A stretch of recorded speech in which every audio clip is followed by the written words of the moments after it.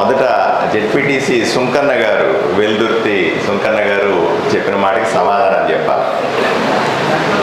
నాకు తెలియదు ఆయన సుంకన్న గారు ఎప్పుడన్నా ఇంతకుముందు వైఎస్ఆర్సీపీ ప్రభుత్వం అధికారంలో ఉండగా లేచి ఈ మాట అడిగినాడా లేదా అని నాకు నిజంగా అనుమానంగా ఉంది.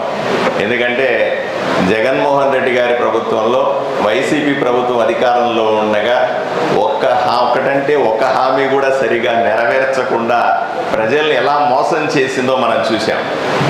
మేము కూటమి అధికారంలోకి వచ్చిన తర్వాత చాలా స్పష్టంగా చెప్తాం, మొదటి సంవత్సరంలోనే 70% హామీలు నెరవేర్చాము అని చెప్తాం.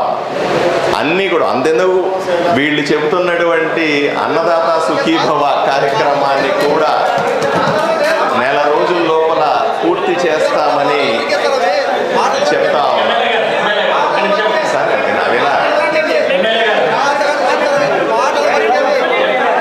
మాటలు చెప్పే ప్రభుత్వం వైసీపీ ప్రభుత్వం. కూటమి ప్రభుత్వం ఎప్పుడూ కూడా మాటలు చెప్పి తప్పించుకోవాలని ప్రయత్నం లేదు.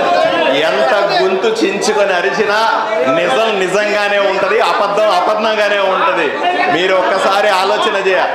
మీరు మాట్లాడినంతసేపు నేను ఊరుకున్నాను, నేను చెప్పింది కూడా మీరు వినాలి. అంటే మీరు 10 మంది ఇప్పుడు మీరు అర్థంగా నేను ఒకటి ఆలోచన చేయాలి. అధ్యక్ష ఇప్పుడు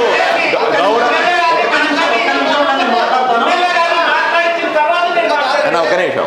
ఇప్పుడు అధ్యక్ష, గౌరవ జెడ్పీటీసీ సభ్యులు ఆరోపణ చేశారు కాబట్టి నేను దానికి వివరణ ఇచ్చుకోవాల్సిన బాధ్యత కూటమి ఎమ్మెల్యే మీద ఉంటుంది. స్పష్టంగా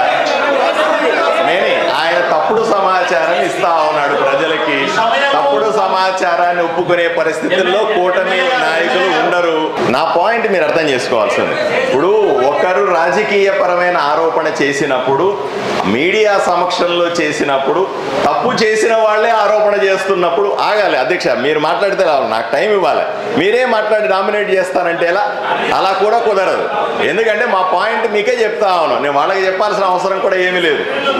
ఒకటే, ఇప్పుడు మీడియా సమక్షంలో ఇంత పెద్ద హాల్లో అధికారుల ముందు తప్పుడు సమాచారం చెబుతా ఉంటే నేను ఒకటే ప్రశ్నిస్తా ఉన్నాను, వ్యవసాయ అధికారి కూడా ఎక్స్ప్లెనేషన్ ఇవ్వాలి. జగన్మోహన్ రెడ్డి గారు ముఖ్యమంత్రిగా ఉన్నప్పుడు, వైఎస్ఆర్సీపీ పరిపాలన ఉన్నప్పుడు కరువు మండలాలు చేయమంటే ఎందుకు చేయలేదు? పచ్చి అబద్ధం, అది చేశారని అబద్ధం చెప్తా ఉన్నారు. వ్యవసాయ అధికారి సమాధానం చెప్పమనండి.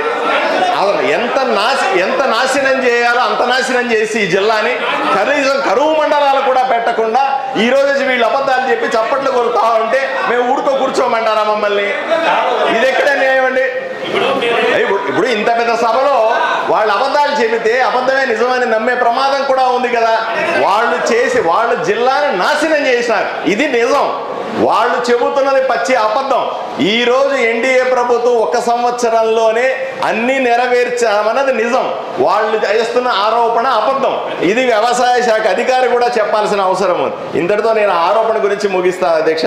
నేను మిగతా విషయాలు మాట్లాడాల్సింది, ఎందుకంటే ఆయన నన్ను టెంప్ట్ చేశాడు లేపి మాట్లాడాల్సిన తప్పని పరిస్థితిలో.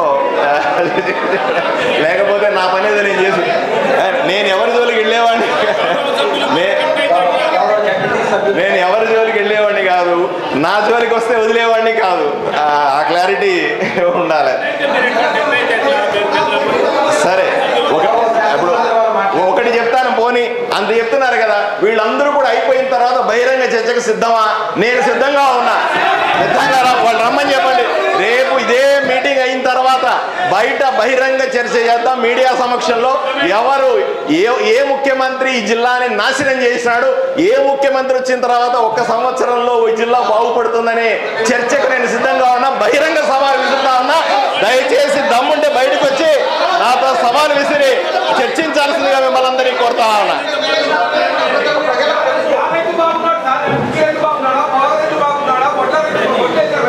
వాళ్ళందరినీ బాగు చేయడానికే కదా మేము ఉంటా. మీరు నాశనం చేసినటువంటి వాటిని వదిలిపెట్టి మేము చేయడానికే కదా బాగుంటా. నేను బహిరంగ చర్చకు బయట సిద్ధంగా ఉన్నా. వీళ్ళు సిద్ధంగా ఉంటే బయటికి రమ్మనండి, మిగతా విషయాలు నేను మాట్లాడతా.